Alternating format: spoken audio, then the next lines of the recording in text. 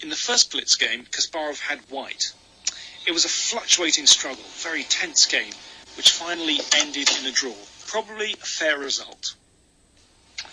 Anand showed in that game that he is a class blitz player. He really had Kasparov worried. If you like playing blitz, maybe you can always go along to the local Geneva Chess Club and some information about it outside. It's worth going along. There's also discussions about some of the games that were played in this tournament. Look at the opening, Dan. That's interesting. But back to this one. They're repeating. They're repeating the opening from their first game where really Kasparov won a beautiful game quite convincingly, and they're playing exactly the same way. I wonder, so far, exactly the same moves. First 15 moves, exactly the same. Knight d5. No, rook c8 you can play. Oh, rook c8. You could have played rook c8 first, that's true. Yeah, that's another story. Well, okay. Knight takes b2 might have been possible, but rook c8's a safe move. And else has been happening. But okay, I think this is okay for Anand. Somehow, this knight on a3 looks very odd. It's getting critical very quickly. Knight down to d3. What do you think? Knight d3, maybe then bishop takes d4 and rook takes c2. And it's very risky. You're giving up your black squares for that pawn. Queen's come to e1, defending a knight on b4, trying to hold his position together.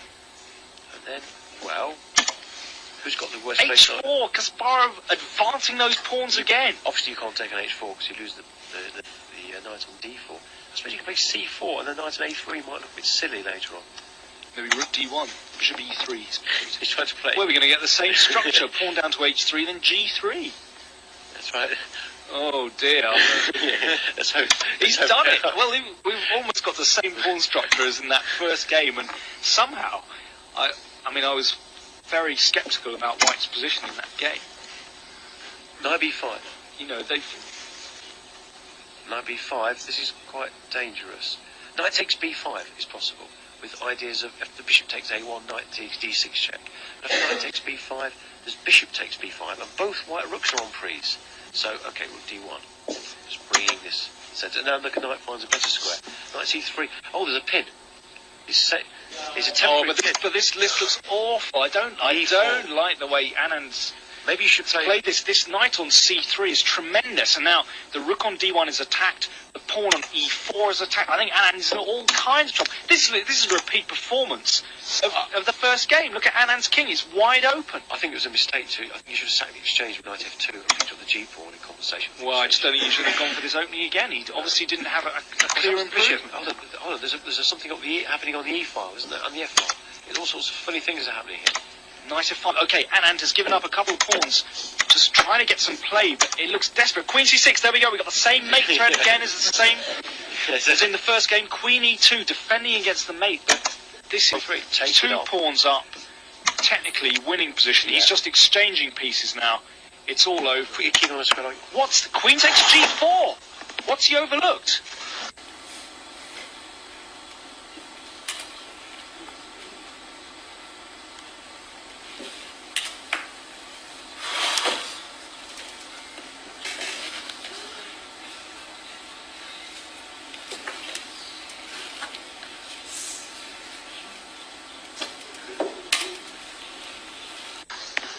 This is incredible.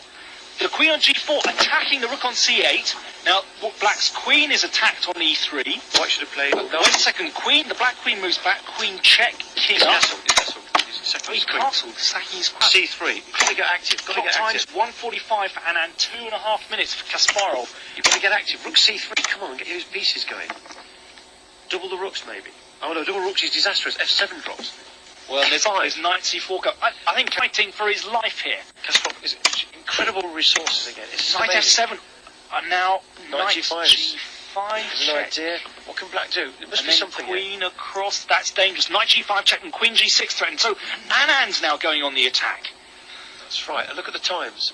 1 minute and a few seconds each. It's enough time to get something. Minute and a half. Kasparov. A minute. Kasparov has given up. And he's given it up, and now rook at f6. He gave up his rook to get some play, but only has 47 seconds left. 47 minutes, 55, 54. Incredible stuff. Rook h6 check.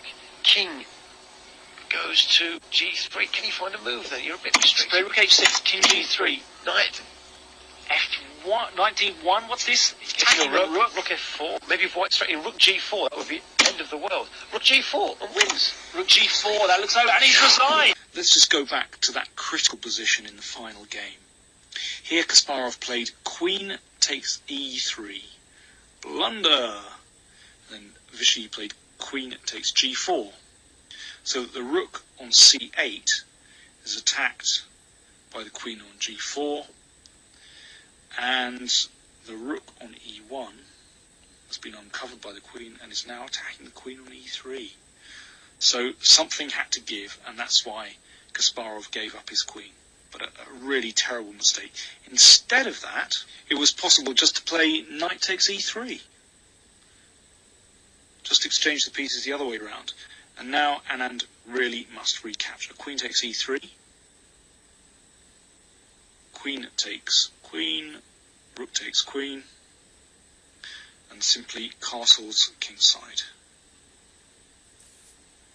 Kasparov is 2 pawns up here. I don't think it's going to be terribly difficult for him to win. The next move, he'll be able to play pawn to F5 and just steam those pawns down the board. It's just a completely winning position for black. There was a time when Kasparov was considered to be invincible. He just went from tournament to tournament, leaving a trail of destruction behind him. Times have changed. The cracks are beginning to show, and his rivals can sense that the gap between them and the world champion is narrowing. This was the big prize. C'était vraiment le grand prix. I'm absolutely delighted that I won it.